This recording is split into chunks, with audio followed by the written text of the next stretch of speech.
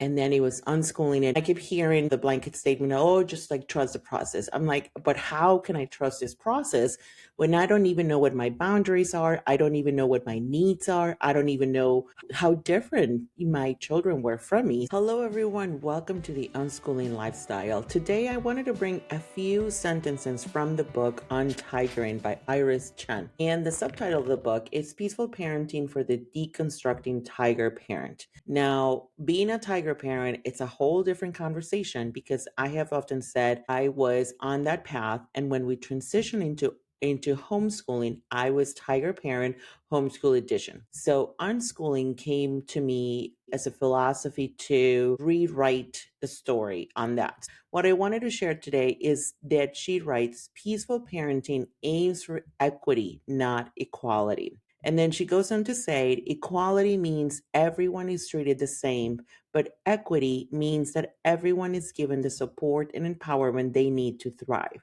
And that I like to expand a little bit upon because when we transition into unschooling, so here I was homeschooling Tiger Mom edition, it was my way or the highway, right? And I was upset because they didn't want to do my worksheets and my schedule and blah, blah, blah. So here comes unschooling with this like philosophy of just trust the process, right? So, but what happens and what happened to me is that I went from having all the control to giving all the control and decision making to my children. So therefore, if they didn't want to do anything, I wouldn't do it either, even though I wanted to.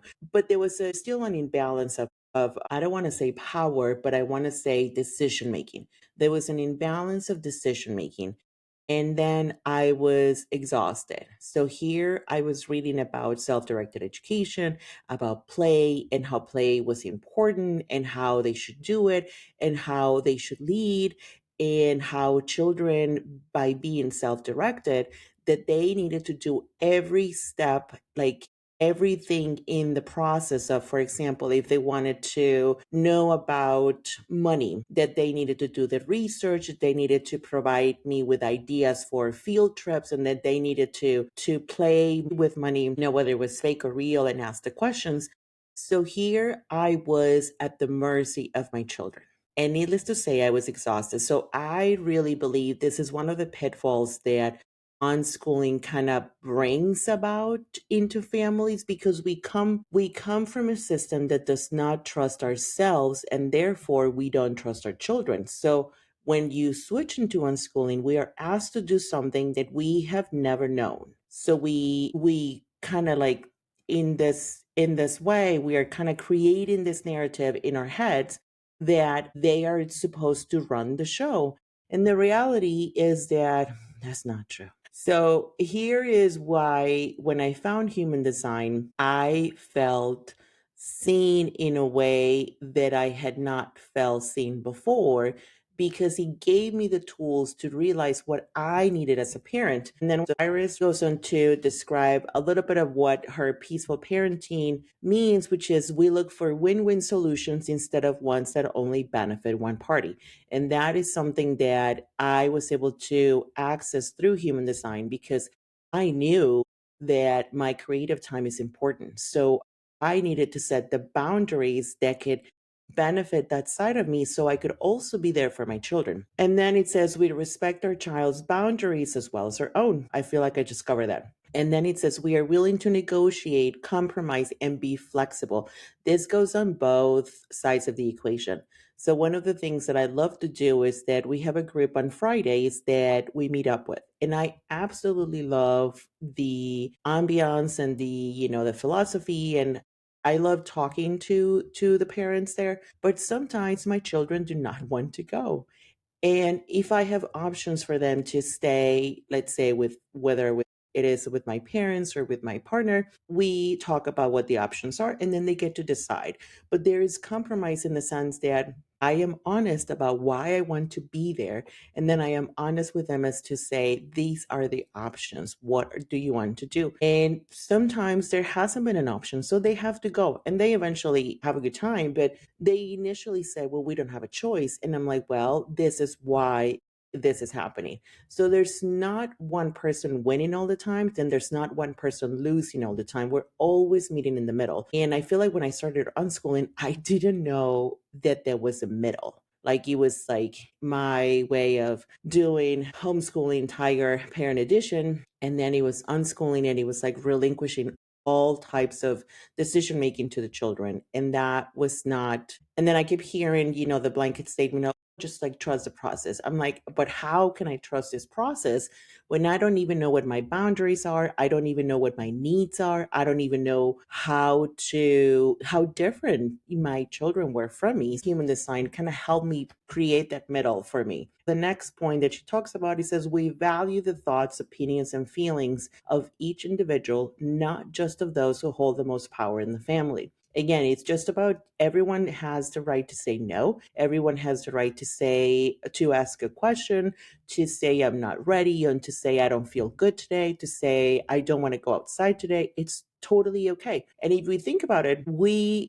value that in adults, right? Because we value the person that knew it didn't feel good in a job and all of a sudden they quit and they move on to something better. So we're like, good for you. So it should be the same with children and families. Like we're all in this ecosystem together. And then the last point that she makes on that, it says, we'll love and care for each other as we look out for each other's best interest. And this is so true. Something that I have found really, really interesting, the more time we spend together, it's like we are a cohesive unit that asks for help when it's needed. And then slowly I have noticed that when my kids kind of see me, like whether it's struggling with a bag or something or the door, like we're leaving and they usually hold the door for me so I can lock the front door. So it's very little things that to me are showing me that they are caring about the environment and the people that they spend most of their time there. So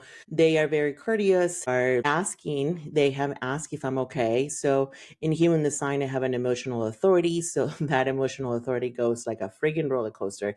It goes up and down like nobody's business. And I'll tell you that my children have seen it, have seen the worst of it. I don't necessarily hide it, but I do try to explain and just share within what I feel is safe for them to know. Like I'm like, this, my wave or whatever I'm going through is not because of you. And there was nothing that you could have done to prevent it, and it was not caused because you did something. So simple, and I just kind of tell everyone what I need.